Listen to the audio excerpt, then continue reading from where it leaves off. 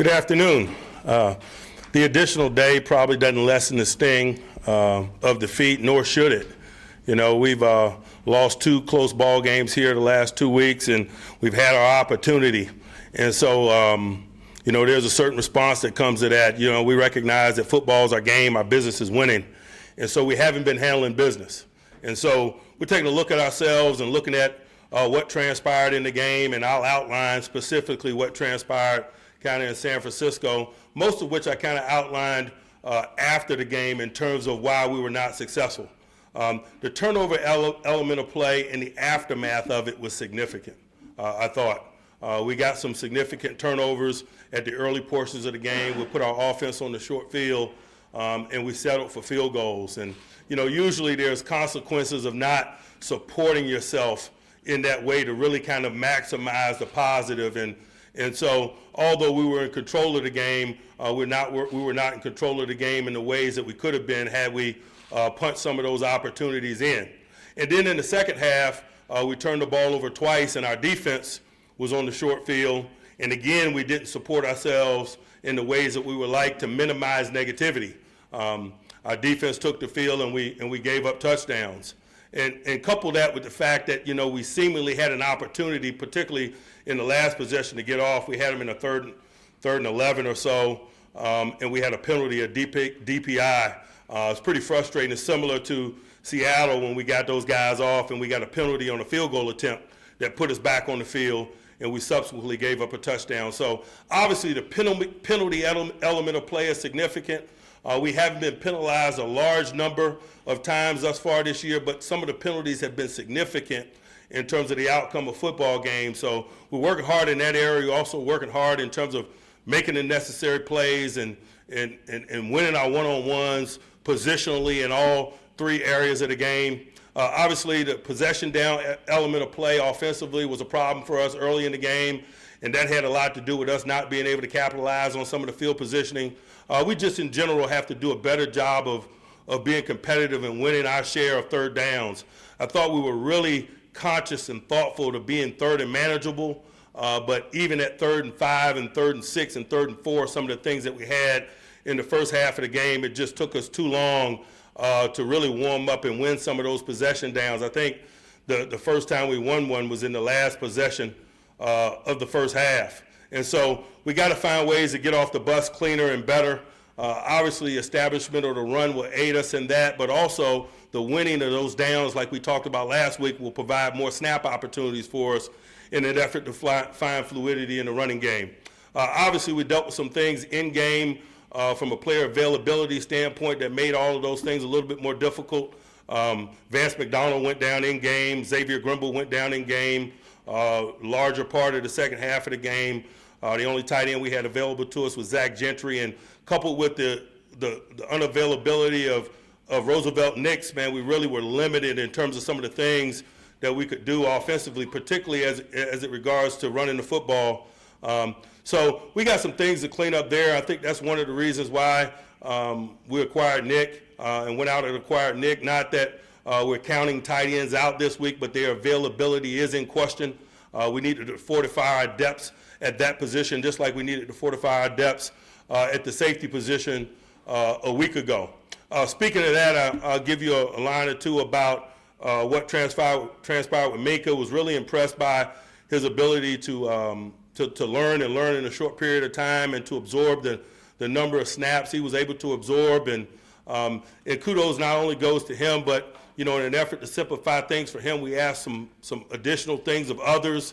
And for the large part, we got what we needed there. It'll be good to get him with some additional time and to be able to continue for him to learn the depths of what it is that we do and have a better understanding. I think that's not going to do anything but aid him in terms of his productivity and us collectively as he gains a footing back there, particularly working with Edmonds. It was some positive things to glean from the game, but again, we're not looking for positive things to glean from it. We're not being weak-minded in that way. We're acknowledging that winning is our business, and we got to handle business. So we're excited about preparing this week and working to put together a formula. You know, we got AFC North ball, we got Monday night ball, we got a lot of things that naturally get you excited. but just an opportunity to get this group back into a stadium and continue to work on the things that we need to work in an effort to change our outcome. I think the competitor in all of us is excited about that. I also think the competitor in all of us is a little bit pissed off, and appropriately so. Again, we got to do what we have to do to close ball games out and to get ball games started faster. Obviously, the start doesn't define games, but boy, we're really putting ourselves behind the 8 ball with our inability to win some possession downs and really some very manageable possession downs. So looking at Mason's performance, I thought he warmed up as the game went on. I think that, is reasonable to expect him to be upward and onward from there. The quality of performance wasn't always what we wanted or what he wanted, but I did really like his demeanor, his communication, his awareness in the midst of all of that. Sometimes you get a chance to learn things about yourselves and one another in regular season in-game action. It was good to see that he's a good communicator in the midst of all of those things and really accountable guy, a guy that's comfortable in his skin. I think, that's going to aid him in terms of getting the productivity and the consistent level of production to the direction that he needs it and we need it in an effort to be successful. Quickly, I'll outline some injury type things, and I'll get into Cincinnati. Rosie Nix is probably still out again this week with his knee injury. Some of the other guys that have missed time are more in the questionable category, and their availability will be dictated by practice availability and the quality of their work in those practices. Those guys being Chickalo, Vance McDonald, Grimble, Vince Williams, getting comfortable with Joe Hayden, working through what he's been able to work through. He's been available to us the last couple of weeks. It still may limit him at the early portions of the week from a practice participation standpoint, but like the overall direction of his health. Now I'll quickly turn to Cincinnati. It's an interesting thing getting ready to play Cincinnati this time around because particularly in recent years, the continuity that they've had in players and schematics and the continuity in players and schematics that we've had has always started the strategy of preparation kind of on third base. We know and understand them intimately. They know and understand us intimately, but it's interesting to look at the new regime and see some of the familiar faces, but the different ways they're employing them. And so that produces some interesting challenges for us. On the offensive side of the ball, obviously they're still without A.J. Green, but they were without A.J. Green a year ago, and I really think that Tyler Boyd has done an awesome job of selling into his role as a lead dog type of a guy. He did a year ago, is continuing this year. I'm seeing some growth and development big time in terms of productivity from John Ross, their first-round draft pick from a couple of years ago. The early portions of his career was slowed by injuries and so forth, but, man, he's off to a fast start and providing splash plays for them and displaying some of the skills that made him a first-round pick. His top-end speed is unique, and you see that on tape. The utilization of tight ends with the return of Tyler is significant for them. They got multiple tight end sets. Both guys are really talented, and they do a good job of spread the ball around to those guys, particularly the tight end screen game and so forth. The division of labor at the running back position with Joe Mixon and Gio is something that's been in place for those guys. And really, when you look at those guys that I'm mentioning, those guys have been together for a number of years. The scheme itself is new to them, but Tyler Boyd and John Ross and Tyler at tight end and the two running backs have been core components of their offensive unit now for a number of years. So we're excited about that element of matchups,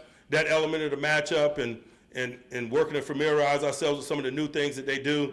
On the defensive side of the ball, it's the same thing. They got some familiar faces, but they're employing them differently. You talk about their defense, you always talk about the wave that the men up front has provided over the years. Carlos Dunlap, Geno Atkins, and now Sam Hubbard. Sam Hubbard was a high-round draft pick out of Ohio State, worked his way into significant time last year, and now is taking a significant step, starting opposite of Dunlap. Those guys are still providing a wave that the rest of the defense is able to feed off of. They got some new faces on the back end in terms of stand-up. Burfict is no longer there. Adam Jones is no longer there. But, man, the core of that secondary, the umbrella, if you will, is in place. They got a quality corner tandem in Fitzpatrick and Williams. Man, those guys are really good at bump and run coverage and playing on the line of scrimmage. They're long. They got really good top end speed. They're good in those ways. This is the second year in a row now for the safety tandem. Jesse Bates was a rookie a year ago, but he's back there again with Sean Williams. They got a nice division of labor, and those guys really complement each other well. Bates being a ball guy and Sean Williams being a guy that's really good against the run and displaying good physicality.